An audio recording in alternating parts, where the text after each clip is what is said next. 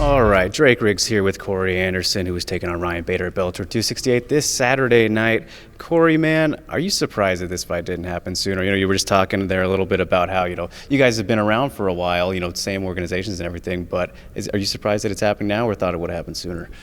To be honest, I had no clue when it was going to happen. Like I said, I'm pleased with the fact it's happened now. I'm okay with the fact that it's happened now. It wouldn't surprise me if it happened earlier, but like I said, he left a little earlier before I really got to the top in the UFC, so I can understand why it didn't happen.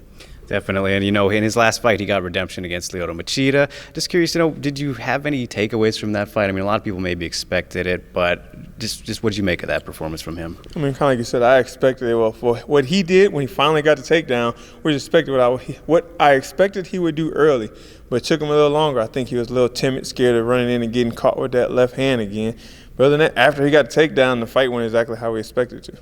Yeah, absolutely. And for you, man, you're on fire right now. First two fights in Bellator looked amazing. Just curious, aside from the promotion change, what changed for you maybe as an athlete and a fighter that's put you on this more aggressive stretch? You're getting these TKO finishes now.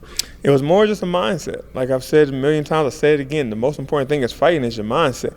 And it's not only the mindset of focus and whatnot, is the clarity in your mind. As for when I was in the UFC, a lot of times I was telling my buddy here the other day, the clarity came when I told myself, I can't fight two battles. I got to fight this guy, so I can't fight with the media. I can't fight with the fans. And that was the thing I was doing. I was always fighting my fight and then going to social media like Joe Rogan told me a long time ago, read it and run. Don't reply. But I was going on and I was replying and I was trying to please everybody. Like, I'm going to prove this guy. I'm going to prove this guy wrong. Oh, Corey's going to get his brain smashed. I'm going to smash this guy. And I'm trying to make a point to everybody. Wasting energy instead of focusing the energy on myself. As I came here, and when I did my first interview, everybody was like, oh, Corey's got to have a lot of pressure. And I told my wife, she said the same thing. There's no pressure. I've gotten myself into a point now, I'm just free. This is a new beginning for me. This is just like my very first fight all over again. I'm not thinking about any pressure. I don't have any fans. I'm doing everything like I'm fresh.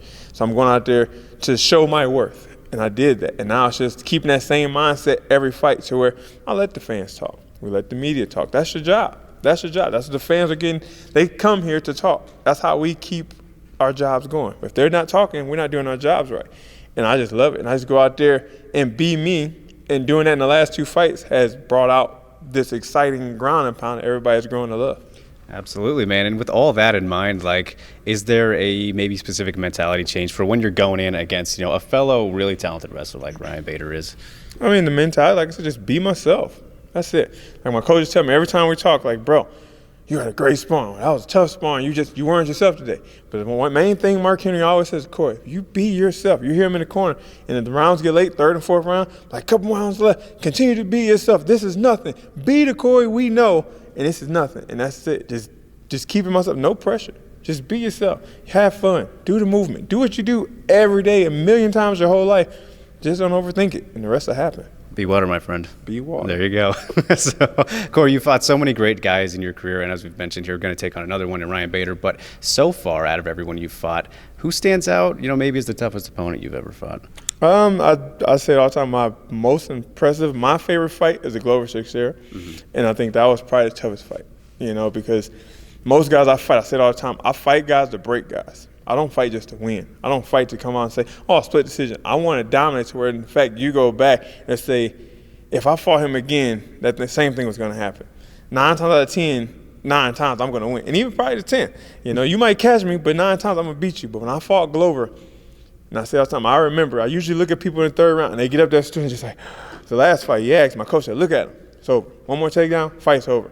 When we got up, and I looked over at Glover, I remember my coaches didn't say nothing, and I looked at Glover and he had this look like, I'm about to take your fucking, I was like, oh, shh. I looked at my guy in the corner like, yo, bro, I'm a little tired now. I'm like, he intimidated me with his look. And that right there was probably one of the toughest battles I had, because I remember going back and watching. I'm looking at the clock all third round, like, this shit's lasting too long. It was like his look and his demeanor, he just never quit. 40-something years old, but he's still there and ready to kill you the whole round. Yeah, crazy. I mean, speaking of Glover, now I got to ask you, fought him and Blachowicz. Just how do you think that fight's going to go down? I think it's going to go to Glover. Everybody talking about the Polish power.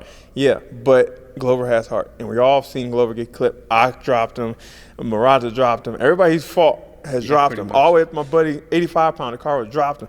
But he's so good at weathering the storm. When he comes back, He's coming back. And that's the thing, like I said, when that third round, he got up, still had that look in his eye, that's the same thing he's going to have. So even if Jan catches him early, I don't see him knocking him out cold. Only person that knocked him out cold is Rumble. Other than that, he's always coming back and get the finish, and I think that's going to happen again. Going to be exciting to find out, man. And last thing I'll leave you with is another prediction on the main event of the card at Bellator 268. Of course, you'll be fighting the winner, right? Assuming you get past Bader, which is the plan. So how do you think that one's going to go, Nemkov and Anglickas? I'm going to go with Nemkov. Like I said, I tell everybody, Julius he's a sharp guy. I know his coach. I've been to their gym, St. Charles MMA. I got buddies that used to train there. I went down. Everything his coach does is great. And Julius, I've been watching him since he came in. He's young. He's sharp. He's good. But the thing is, on 2 weeks' notice, I just feel you need a little more time to prepare for somebody like Nemkov. But seeing it's a tournament, he couldn't ask for a request in time, and he took the opportunity, which is hats off to him because most people don't do that. But with the experience, I'm going to go with Nemkov. All right. Can't wait to see it, man. I can't wait for your fight. So best of luck, Corey. Thanks so much for the time, man. Thanks, yeah, thank you. Oh, hey, you made it to the end. Thanks for watching. Really appreciate it. If you like this video and want to see more like it, give it a like and maybe subscribe if you haven't already. Until then, we'll see you next time.